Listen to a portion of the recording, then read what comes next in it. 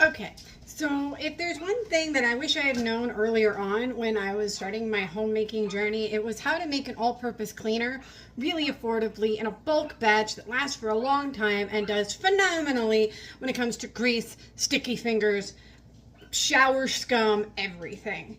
And I'm sure this recipe floats around in the ether, in the internet. I'm sure you might have seen it before, but just in case you haven't, I'm going to post it here.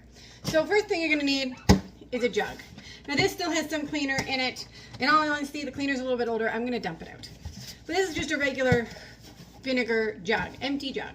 And that is fine. So I have also cheated, and I highly recommend you do this too, because I could spend a whole bunch of time looking up the recipe, which I do have in my recipe book, but I've just written it here. So literally, like, I have the level of vinegar, right?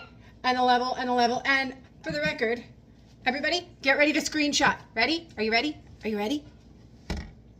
That's the recipe to fill this jug.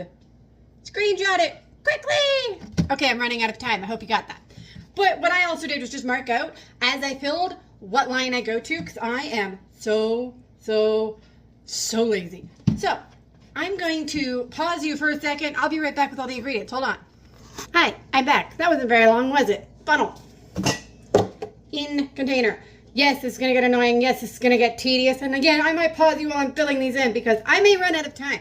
So first off goes in the vinegar. Yes, I have another jug. You need more than this. Hold that thought. Vinegar.